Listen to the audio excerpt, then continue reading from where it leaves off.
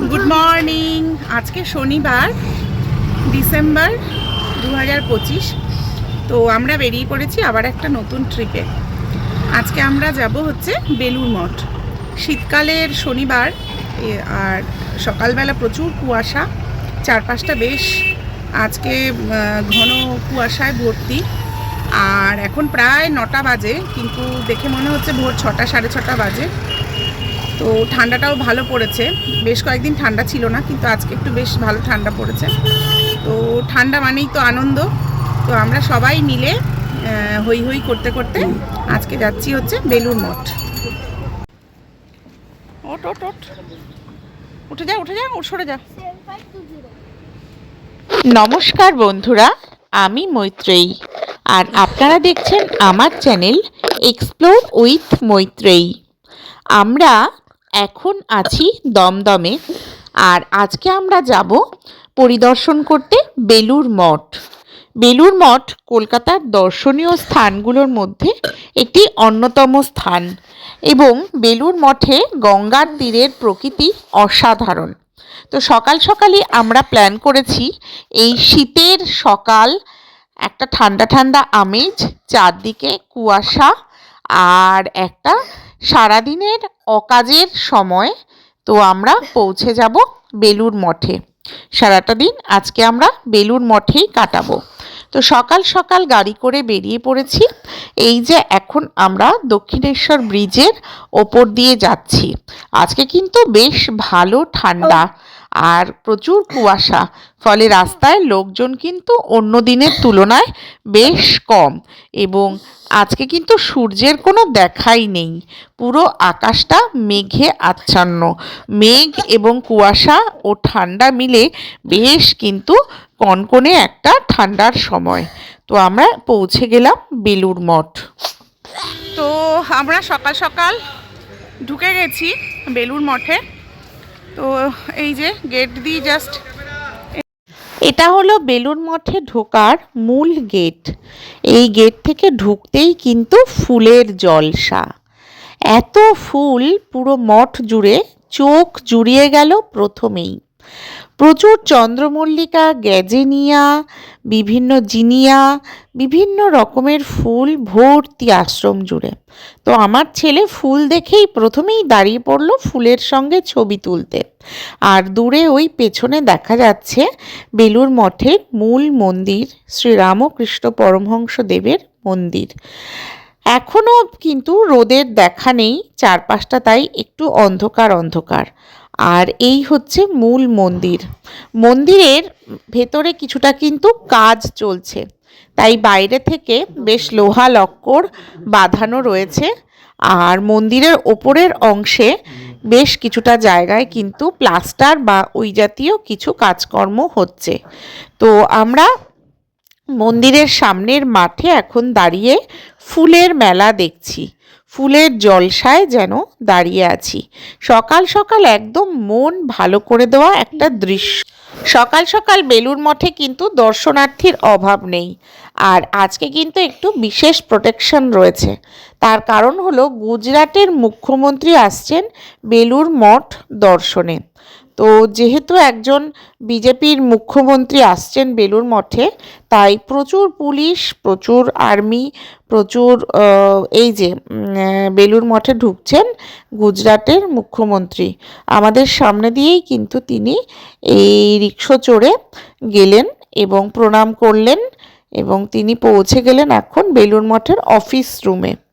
তো সেই কারণে আজকে এই যে প্রচুর ব্ল্যাক ক্যাট, প্রচুর অফিসার, পুলিশ, আর্মি, নানান রকম একেবারে পুরো বেলুর মঠ জুড়ে কিন্তু প্রচুর প্রোটেকশন রয়েছে। তো সেই কারণেই আজকে অনেক বাধা নিষেধও রয়েছে। তো মহারাজরা এসে মুখ্যমন্ত্রীকে এই যে নিয়ে যাচ্ছেন ওনাদের অফিস রুমে। তারপর আমরা আস্তে আস্তে একটু গঙ্গার ধারের দিকে এগিয়ে এলাম। বেলুর মঠে এখন লাগানো হয়েছে একটা বিরাট স্ক্রিন। সন্ধেবেলা সন্ধ্যা আরতির সময় যে গান বাজনা হয়, সে সময় প্রচুর লোক হওয়াতে এই বাইরে স্ক্রিন লাগিয়ে দেখানো হয়েছে, এখান থেকে দেখানো হয়। তো তারপরে আমরা এই বেলুর মঠের বাগান থেকে আস্তে আস্তে হেঁটে এলাম গঙ্গার তীরের দিকে। এখন আমাদের যারা সঙ্গী সাথী তারা এসে পৌঁছয়নি, তারা আসলে লঞ্চে করে আসছে, আর আমি ওলা করে চলে এসেছি। তো সেই কারণে এখনও আমি একা একা, কিন্তু খুব তাড়াতাড়ি আমাদের সঙ্গী সাথীরা এসে উপস্থিত হবে। এটা হলো বেলুড় মঠের বিবেকানন্দ মন্দির।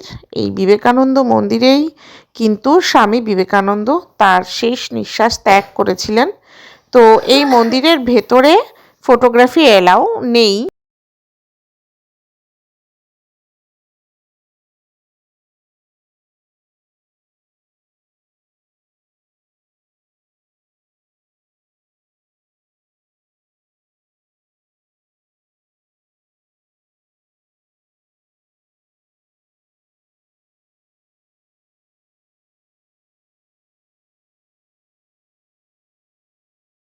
শীতকালে বেলুড় মঠে কিন্তু প্রচুর সবজি চাষ হয়। ওরা ফুলের বাগান যেমন করে, তেমনি প্রচুর সবজি আনাজও করে। আর এই সবজিগুলো এরা প্রসাদের সঙ্গে বিতরণ করে। বিভিন্ন রকম তরি তরকারি ভাজা প্রভৃতি এরা প্রসাদের সঙ্গেই কিন্তু সকলকে দেয়। তো আমরা এই গঙ্গার পাড় থেকে ঘুরে এবার চলে যাব মিউজিয়াম দেখতে। তো এই বেলুড় মঠে একটা মিউজিয়াম আছে, এবং সেখানে রামকৃষ্ণ দেব, মা শারদা এবং বিবেকানন্দ এবং তার পরবর্তী সময়ের অদ্ভুতানন্দ, অভেদানন্দ প্রভৃতি স্বামীজিদের ব্যবহৃত প্রচুর জিনিসপত্র সংরক্ষিত আছে। মূলত এই মিউজিয়ামটি দেখানোর জন্যই আমাদের ছাত্রছাত্রীদের আজকে আমরা বেলুড় মঠে নিয়ে এসেছি। এদিকে কল্পতরু উৎসবের জন্য কিন্তু প্যান্ডেল করা হয়ে গেছে। বেলুড় মঠের কিছু কিছু মন্দিরে কিন্তু এখন রেস্ট্রিকশন করে দিয়েছে, তো মন্দিরের ভেতরে ঢোকা যায় না। তো বাইরের থেকেই ঠাকুরকে এবং মাকে প্রণাম করে এগিয়ে গেলাম। এদিকে আমাদের প্রকাশদা এখন কুপন দিচ্ছে। আমাদের 60 টাকা করে প্রসাদের টিকিট পার হেড দুপুরবেলা প্রসাদ খাওয়ার জন্য। কেমন হলো বলো? আরে রাখো, ব্লগ রাখো। আরে নিজেকে দেখে যাচ্ছে শুধু। বলো কেমন হলো ব্লগিং? ভালো হয়েছে। হ্যাঁ হ্যাঁ, তবে যেহেতু এখানে ফটো তোলা একটু নিষিদ্ধ, এই জন্য অসুবিধা হয়েছে আমাদের। ঠিক আছে, চলো। আর আমরা স্টুডেন্টদের নিয়ে চলে এসেছি। বলো কোথায় এসছো, কি করতে আমরা এসছো? স্টুডেন্টদের নিয়ে আজকে তো বেলুড় মঠ চলে এসেছি। 8:30 আমরা মিট করেছি ট্রেন্সে, দমদম ট্রেন্সের মধ্যে। ওখান থেকে মেট্রো ধরে আমরা চলে এসেছি। এই তারপর ভেসেল পার হয়ে চলে এসেছি আমরা। আমাদের ছাত্রছাত্রীরা নির্দিষ্ট সময় এসে উপস্থিত হয়ে গিয়েছে। ওরাও কিন্তু টাইমের মধ্যেই বেলুড় মঠে সবাই এসে উপস্থিত হয়েছে। তো আমরা সবাই একত্রিত হয়ে কিছু ফটো সেশন করে এবার আমরা চলে যাব মিউজিয়ামের দিকে। তো এই মন্দিরগুলোতে কিন্তু কোনোটাতেই এখন আর প্রবেশ করা যায় না। আগেই প্রত্যেকটা মন্দির খোলা ছিল এবং এখানে ইচ্ছে মতো পুজোও দেওয়া যেত, কিন্তু এখন আর এই মন্দিরগুলো খোলা যায় না। তো আমরা এখন যাচ্ছি মিউজিয়ামে। হ্যাঁ, আজকে কিন্তু প্রচুর লোক বেলুড় মঠে। তো এই দিকটা মোটামুটি দেখা হয়ে গেছে, এবার ছাত্রছাত্রীদের নিয়ে যাচ্ছি আমরা মিউজিয়ামে। শীতকালে বেলুড় মঠে কিন্তু প্রচুর মানুষের আনাগোনা হয়। বেশিরভাগ মানুষই একটা সারাদিন শীতকালের দিন কাটানোর জন্য আসে। তাছাড়াও কিছু ভক্ত মানুষও আসেন যারা মাঝে মাঝেই বেলুড় মঠে আসেন সন্ধ্যা আরতি পূজা অর্চনা দেখবার জন্য। তো বেলুড় মঠে কিন্তু সেই অর্থে প্রচুর লোকের ভিড় হয়, প্রচুর মানুষ থাকেন। আর এই কল্পতরু উৎসবের দিন, সেদিন কিন্তু আরও মারাত্মক ভিড় হবে। দক্ষিণেশ্বর এবং বেলুড় মঠ দুটো জায়গাতেই মারাত্মক ভিড় হয়। আর ওই যে দূরে প্যান্ডেলটা দেখতে পাচ্ছেন, ওটা আসলে কল্পতরু উৎসবেরই প্রস্তুতি, যেদিন ঠাকুর শ্রী রামকৃষ্ণদেব কল্পতরু হয়েছিলেন। যদিও সেটা দক্ষিণেশ্বর বা বেলুড়ে নয়, সেটা হয়েছিলেন কাশীপুর উদ্যান বাটিতে। তো সেই দিনটাকেই কিন্তু পালন করা হয়, বেলুড় মঠেও পালন করা হয় এবং দক্ষিণেশ্বরেও পালন করা হয়। তো আমরা ধীরে ধীরে এই মন্দিরের সামনে দিয়ে এগিয়ে যাচ্ছি মিউজিয়ামের দিকে। বেলুড় মঠের মূল মন্দিরটি ভীষণ সুন্দর এর স্থাপত্য এবং কারুকার্য।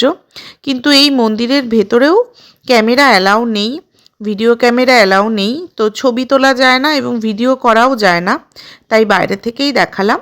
আর এই যে আমরা মিউজিয়ামে এসে পৌঁছেছি। এখানে মাত্র 20 টাকা করে টিকিটের মূল্য 20 টাকা দিয়ে টিকিট কেটে আমরা এই মিউজিয়ামের ভেতরে প্রবেশ করব। এর একটা নির্দিষ্ট টাইমিং আছে খোলা এবং বন্ধ হওয়ার, তো সেগুলো মিউজিয়ামের সামনেই লেখা আছে, তো এইটা দেখে নিতে পারেন আপনারা। এবং কত বছর থেকে কত বছর পর্যন্ত ছাড় সেটাও আছে লেখা, আর স্টুডেন্টদের জন্য একটা ছাড় আছে সেটাও লেখা আছে। তো এরপরে আমরা আসব বেলুড় মঠের দ্বিতীয় পর্বে। ধন্যবাদ। শুভ